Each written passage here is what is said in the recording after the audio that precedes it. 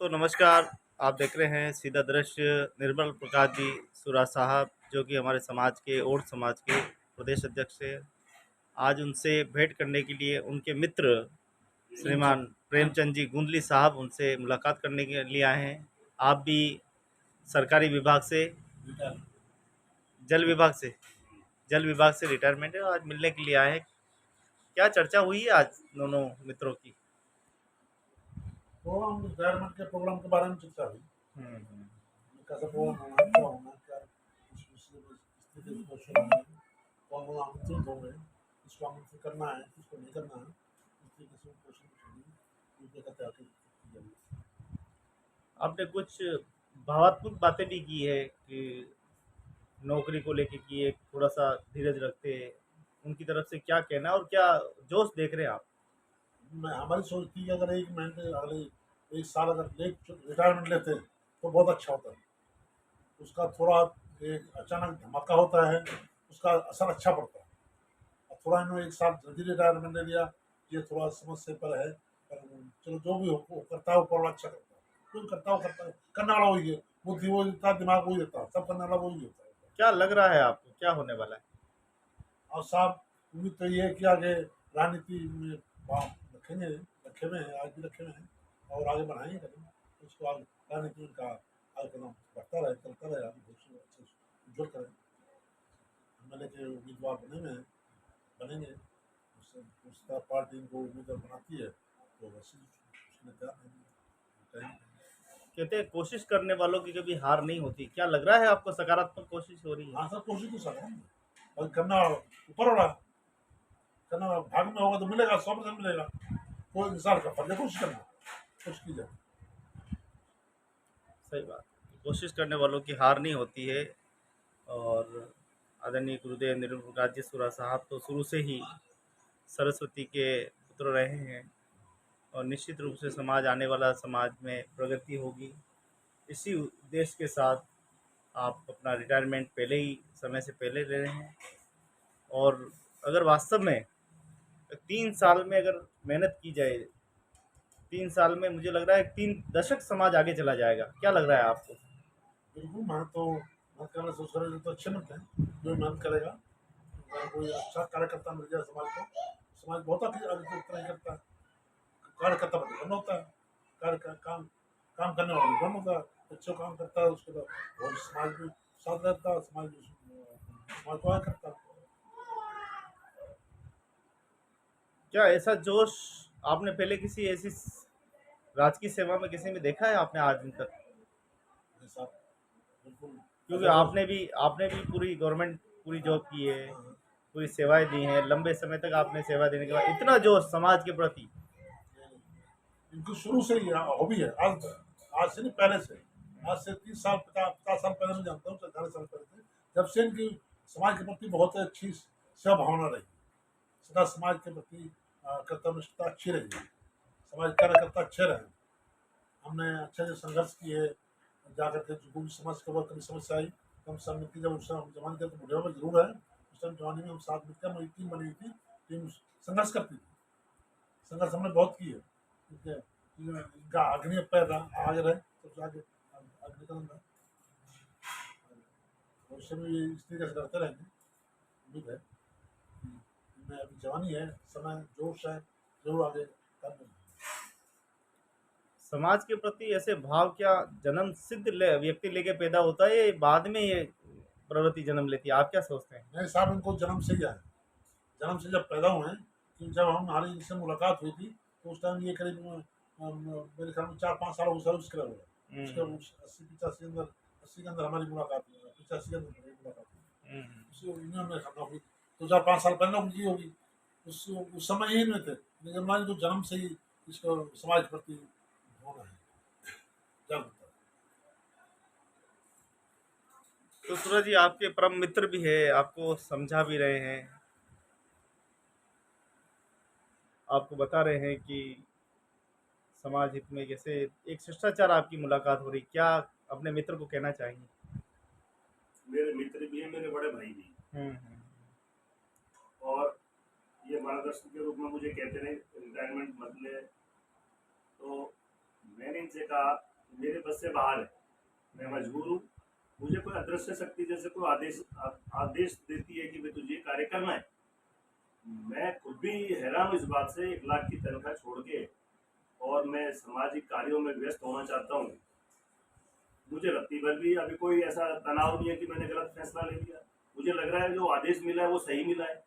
मेरे अंदर कोई ना लालच है, ना लोभ है, ना मुझे लग रहा है कि मेरा नुकसान बहुत बड़ा हो गया। 1 लाख की तनख्वाह आजकल 1.25 लाख की भी होती तो भी मुझे कोई चिंता नहीं है, कोई फिक्र नहीं है। सिर्फ अगर मुझे सोच है कि ईश्वर मेरे बच्चों को सही सलामत रखना और मेरी जो जिम्मेदारियां हैं, जो दायित्व दिए हैं, उनको मैं अच्छी तरह से निर्वहन करूँगा।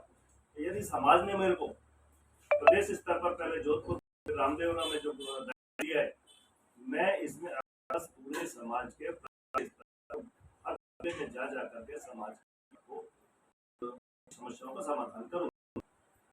ये मेरे आज की विचारधारा नहीं है। मैं जब से प्रांत में घूमा हूँ, 2 बार पहले प्रदेश अध्यक्ष बना, अब ये तीसरी बार बना है, तो कहीं ना कहीं समाज की मेरे से भावनाएं जुड़ी हुई हैं और मेरी समाज से जुड़ी हुई है। ये जो सेवानिवृत्ति का जो मुख्य कारण रहा है वो वास्तव में तो ये समाज के प्रति सद्भाव, समाज की सोच, ये मुझे अधिक प्रेरित कर रही है। और इस समाज को आगे लाने के लिए राजनीतिक हस्तक्षेप करना बहुत जरूरी है। अगर राजनीतिक हस्तक्षेप में हमारी ताकत नहीं होगी, इसलिए मुझे राजनीति में एंट्री करनी पड़ने की जागृति पैदा हुई है कि पावर बिना हम समाज का कोई ऐसा सेवा कार्य नहीं कर सकते। तो इन चीजों का दोनों का तालमेल बैठ रहा है। राज्य सरकार में या राजनीति में अपने कुछ पावर होगी तो समाज के कार्य हम अच्छी तरह से कर पाएंगे। लेकिन इसमें मेरा कोई स्वार्थ नहीं है, पैसे का कोई लोभ लालच नहीं है कि मेरा धन कमाना उद्देश्य नहीं है, मैं कोई बिजनेस खोलने के लिए नहीं। ये तो आगे समय बताएगा कि मैं किस दुनिया में जा रहा हूँ, किस समाज के लिए जा रहा हूँ, कहाँ जा रहा हूँ, क्या कर रहा हूँ। ये सारा चीज सामने आ जाए। मेरे अंदर तो स्क्रिप्ट है पूरी, उसको मैं खोल के तो नहीं दिखा सकता। वो समय समय अनुसार समाज के सामने आती रहेगी। हमारे समाज में भागीरथ जैसे महापुरुष जन्मे, जो अपने लिए नहीं दूसरों के लिए चाहिए हमेशा। उन्होंने इस संसार में आके इस धरती को पवित्र किया, माँ गंगा को लाए, अपने पूर्वजों को मुक्ति दिलाई। कहीं न कहीं मुझे लगता है कि ये भाव अभी भी है, कहीं न कहीं भागीरथ तो है। क्या गुदली जी क्या सोचते हैं, ऐसे भागीरथ समाज में जन्म लेते हैं? दूसरा समाज में जन्म लेंगे और कहाँ से ला सकते हैं? ऊपर वाले ने भेजेगा नहीं, समाज में जन्म लेंगे ये और काम तो कोई दूसरा भागीरथ भी पैदा होगा। ये काम तो कोई भागीरथ ही कर पाता है। हाँ, भागीरथी कर पक्का है। अगर भारत जरूर पैदा होंगे तो सकता है समाज के अंदर भागीरथ बना के उनको भेजा हो।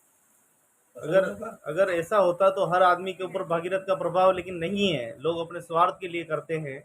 लेकिन यहाँ अपनी देखो, घर बार परिवार नौकरी जो कि मुख्य स्रोत होता है, जिसके लिए इंसान भटकता रहता है, कभी दफ्तर दफ्तर भटकता रहता है, जीवन निकल जाता है, नौकरी नहीं मिलती है, कई आत्महत्या जैसी कहानियां हमने सुनी है।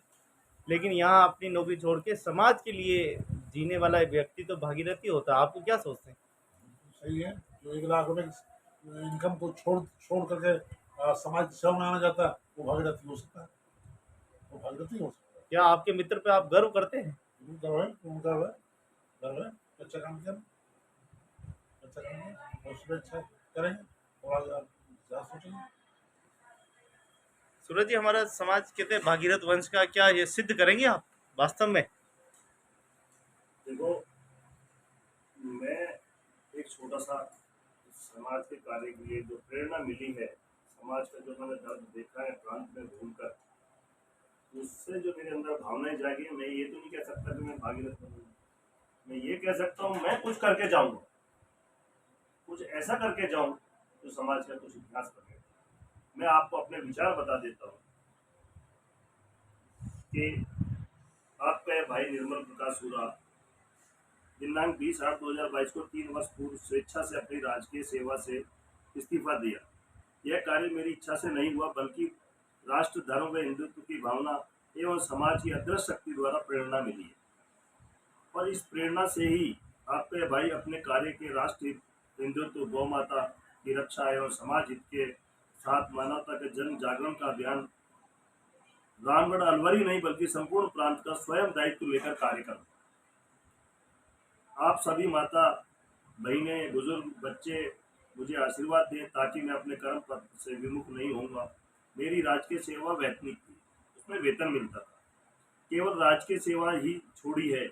एक सेवा छोड़कर मैं जीवन में सेवानिवृत्त नहीं हुआ। मैंने जीवन से सेवानिवृत्ति नहीं ली है, मैंने केवल राजकीय सेवा से सेवानिवृत्ति ली है। बल्कि एक विभाग छोड़कर अन्य कई विभागों का कार्यभार मेरे हाथ में होगा और मुझे उन विभागों में कार्य करना है, लेकिन वह अवैतनिक होगा। उसका मुझे कोई वेतन देने वाला नहीं है। उन विभागों में राष्ट्र सेवा, हिंदुत्व सेवा, समाज सेवा, गौ माता सेवा, नारी स्वाभिमान सेवा और मानवता की सेवा। आओ हम सब मिलकर नव राष्ट्र का निर्माण करें। यदि राष्ट्र सुरक्षित होगा तो हमारा देश सुरक्षित होगा। यदि हमारी जाति सुरक्षित होगी तो हम गर्व से पूरे प्रांत में ओट समाज का एक स्वाभिमान पूर्वक अपना सिर ऊंचा उठा करके हर स्थान पर अपनी बात को रख सकते हैं। हिंदुस्तान में हिंदू सुरक्षित नहीं रहेगा तो कहाँ रहेगा, और हिंदू सुरक्षित रहेगा तो विश्व भी सुरक्षित रहेगा। मैं अपने जो मेरे आंतरिक विचार थे वो मैंने प्रकट किए हैं। और मुझे नींद नहीं आती, रात को 2 बजे उठ गया तो उठ गया, फिर विचारों में लग जाता हूँ, या धार्मिक यूट्यूब देखता हूँ या कृष्णोपदेश देखता हूँ, ताकि मुझे कुछ ऐसे जो सामाजिक कार्य करने। तो जब तक आप इतिहास से ज्ञान नहीं लोगे, कोई अच्छे धर्मशास्त्र से उपदेश नहीं लोगे, तो आपको कार्य करने के लिए अतिरिक्त शक्तियाँ उत्पन्न नहीं हो पाएगी। इसलिए धार्मिकता का ज्ञान होना बहुत आवश्यक है, क्योंकि वो ही धैर्य देता है और वो ही शक्ति देता है। आज मेरे पास जो भी कुछ है वो कुछ भी नहीं है, या है वो सब ईश्वर का दिया हुआ है। तो उसका दिया हुआ अगर उसी को लगा देंगे तो हमारा क्या गया जेब से, हमारा कुछ है ही नहीं। मैं यही कहता हूँ, मेरा कुछ है ही नहीं। जिसने दिया है, जिस काम के लिए दिया उसी तो काम लग रहा है। ये मेरी सोच है। आगे ईश्वर की जो कृपा रहेगी, जितना वो मुझसे कार्य करवाना चाहेगा, चाहे वो समाज के करवाए, चाहे हिंदूवाद के लिए करवाए, चाहे गौ माता के लिए करवाए, चाहे राष्ट्र हित के लिए करवाए, उसके लिए मैं हमेशा तत्पर रहूंगा। जय हिंद, जय भारत, जय जसमा माता की। निर्मल प्रकाश सूरा और प्रदेश अध्यक्ष। ऐसा क्यों कहते हैं लोग पागल हो गए अच्छे काम करने वाले को? हाँ बिल्कुल पागल। मेरे जैसा पागल शायद कोई और भी हो सकता है, अगर कोई मेरे जैसे कार्य की सोचेगा, तो ये पागलपन है। इसको समझदार लोग समझदार नहीं कहेंगे, पागल कहेंगे, क्योंकि जो जुनून होता है वो पागलपन होता है। आदमी जिस पागलपन में चला जाएगा तो वो कुछ ना कुछ तो इतिहास बनाता है। क्या कहेंगे गुंदली जी? ये सब एक नशा है। समाज सेवा, राजनीति सेवा, खाना पीना, जो भी चाहिए, हर चीज़ का एक नशा होता है। ये नशा किसी को किसी चीज़ का नशा, कोई किसी नशे में मस्त है, कोई किसी नशे में मस्त है। ये अपनी चॉइस होती है कौन सा नशा। आज कोई शराब के नशे में, कोई खाने के नशे में, कोई बीड़ी के नशे में, कोई चाय के नशे में, कोई अफीम के नशे में, कोई गांजे के नशे में, कोई राजनीति के नशे में, कोई गौ सेवा के सब नशे में, कोई समाज सेवा के नशे में, कोई किसी के नशे। ये सब हजार तरीके के नशे हैं। ये भी कोई नशा है। मैं इसको आपसे पहले कई बार कह चुका हूँ, ये आपको नशा चढ़ा हुआ। राजनीति का नशा, समाज सेवा का नशा, 2 नशे हैं इनको। आप उनको भगवान को आदमी कामना पूरी करे, इनका नशा। बहुत बढ़िया। तो आप देखें कि 2 मित्रों के साथ एक शिष्टाचार मुलाकात हुई है। दोनों मित्रों ने एक दूसरे से बात की है, ये विचार रखे अपने अपने, और हर व्यक्ति रखता है। हर व्यक्ति अपने जो प्रिय मित्र होता है उससे एक विचार साझा करता है। आपने भी क्या अपना फर्ज निभाया है? बिल्कुल भाई साहब, निभाता है तो समय समय पर। आज पहली बार नहीं, हमेशा निजाम में हम साझा जो होते रहते हैं, सलाह करते हैं एक दूसरे से, ऐसा करना है, ऐसा नहीं करना है। जो भी होती है सारी बातें हम भाई शेयर होती रहती है समय समय। समय आता है उसी समय अनुसार बस खराब खराब में अच्छे सब बैठ के विचार में बहुत धन्यवाद। आपका विचार बहुत ही अच्छा लगा। आशा है कि समाज के लोग विचारों को ग्रहण करेंगे, समझेंगे, सुनेंगे, और ऐसी राष्ट्र भक्ति, ऐसी प्रेम, समाज भक्ति, ऐसी सनातन भक्ति अपने मन में उत्पन्न अगर हो जाएगी, और मुझे लगता है कि एक ज़िले में एक व्यक्ति अगर मिल जाए, ज़्यादा नहीं, एक जिले में एक व्यक्ति अगर भागीरथ बन जाए तो ये समाज को विकास होने से कोई नहीं रोक सकता। क्या लगता है कुंडली जी? बिल्कुल साहब, समाज एक हीरा ही होता है। लाखों में एक हीरा, लाखों से आदमी से एक छट के आता है। 100 बूंद वहाँ पड़ती है बरसात की, उसमें से एक बूंद में आता है मोती, वो मोती इसी तरह कोई मोती कहीं भी निकल सकता है। वैसे मोती मिल जाए तो साहब समाज का उद्धार हो जाए, जिले का उद्धार हो जाए। तो कल सेवानिवृत्ति कार्यक्रम का जो है आयोजन रखा है, उसमें कल स्कूल जाना है, ऊंट वाला राजकीय उच्च माध्यमिक विद्यालय में जाना है और वहाँ से एक भव्य शोभा के रूप में पूरा जत्था जाएगा और वहाँ से पूरा विधि विधान से पूरा आपके बनाए हुए शेड्यूल के हिसाब से वापस हम पहुँचेंगे, घर पे पहुँचेंगे और बड़ा ही कार्यक्रम, मार्मिक कार्यक्रम होगा। बहुत ही सुंदर कार्यक्रम जो है कल होने वाला है। इस उपलक्ष्य में उनको भी याद करें जो आज हमारे बीच में नहीं हैं। शायद वो हमारे बीच में होते तो शायद आज उनकी और भी ज़्यादा शोभा बढ़ती। आप उस दिशा की ओर ले जा रहे हो जहाँ से मैं बहुत दूर जा चुका हूँ। मैं उस माया मोह से पूरी तरह उभरने के प्रयास कर चुका हूँ। आज मुझे मेरी पत्नी भी ध्यान आती है।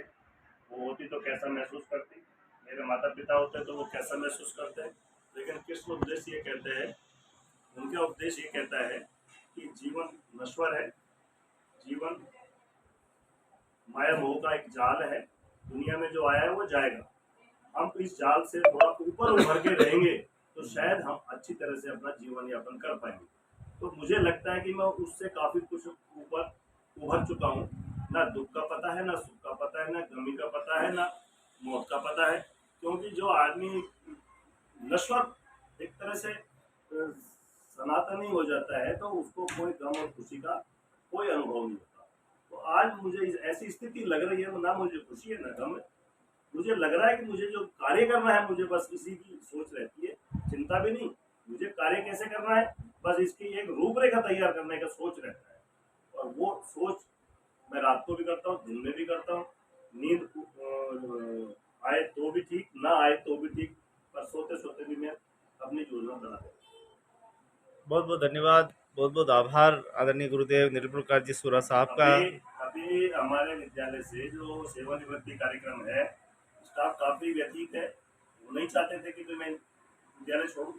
प्रिंसिपल तो बहुत ही दुखी है, वो नहीं चाहती थी मैं विद्यालय छोड़ूं, किंतु जो ईश्वर को मंजूर है वो होने जा रहा है। वहाँ से भव्य तिरंगा रैली का आयोजन घर तक किया जाएगा और चौराहे से होती हुई तिरंगा रैली घर पहुँचेगी। और उसके पश्चात जो 21 तारीख का कार्यक्रम, वो पूर्णतः भगवा कार्यक्रम रहेगा, क्योंकि मेरे अंदर राष्ट्र और भगवान दो चीज़ें कूट कूट के भरी हुई हैं, उनको कोई निकाल नहीं पाए। मुझे कोई दायित्व मिले ना मिले, ये भावना मेरे अंदर जन्मजात है और उनको कोई नहीं निकाल सकता। और मुझे किसी दायित्व या पद की आवश्यकता भी नहीं है, कारण है वो मेरे अंदर ही दायित्व बने हुए हैं। तो समय आता रहेगा, पूरे राजस्थान के सामने नजर आएगा।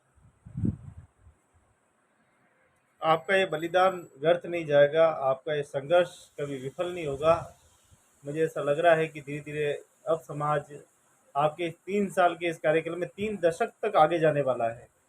मैं देख रहा हूँ कि जब अच्छे व्यक्ति समाज के अंदर भागीदारी निभाते हैं, निश्चित रूप से समाज आगे बढ़ता है, प्रगति करता है। और जहाँ जहाँ ये व्यवस्थाएं हुई है, जहाँ जहाँ भागीरथ सामने आए हैं, वहाँ वहाँ दशा और दिशा दोनों ही बदली है। समाज मुख्य धारा से जुड़ा है और विश्वास है कि ये कारवां आगे बढ़ेगा। मैं एक बात और कहना चाहूँगा, बीच बीच में मेरे अंदर विचार चलते रहते थे कि भगत सिंह अगर चाहता तो वो भाग सकता था। असेंबली में बंद गिरने के बाद वहाँ कोई नहीं था, वो स्वयं नहीं भागा।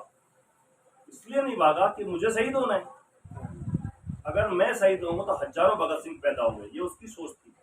एक युवा अविवाहित जिसका जीवन पूरा था और वो शहीद हुआ और हजारों भगत सिंह पैदा हुए।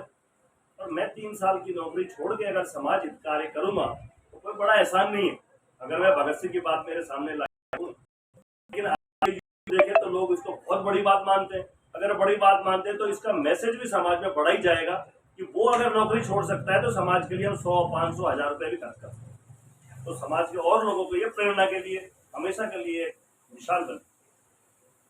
बहुत बहुत धन्यवाद, बहुत बहुत शुक्रिया। कोशिश करने वालों की कभी हार नहीं होती, आपने ये सिद्ध करेंगे, ऐसा पूरा विश्वास है। तो दोस्तों फिर मिलेंगे नए कल के दृश्य के साथ, विशाल जुलूस, विशाल जत्थे के साथ। भव्य स्वागत और अभिनंदन का कार्यक्रम कल होगा और परसों के दृश्य भी हम आपको दिखाएंगे। बने रहे चैनल के साथ। अच्छे अगर आपके विचार है तो आप कमेंट बॉक्स में ज़रूर लिखें। अगर आपने भी है सेवा का जज्बा तो आइए, आप भी आगे आइए और आप इस समाज को मुख्य धारा से विकास की ओर ले जाने के लिए आप भी अपना सहयोग दीजिए। बहुत बहुत धन्यवाद, बहुत बहुत शुक्रिया।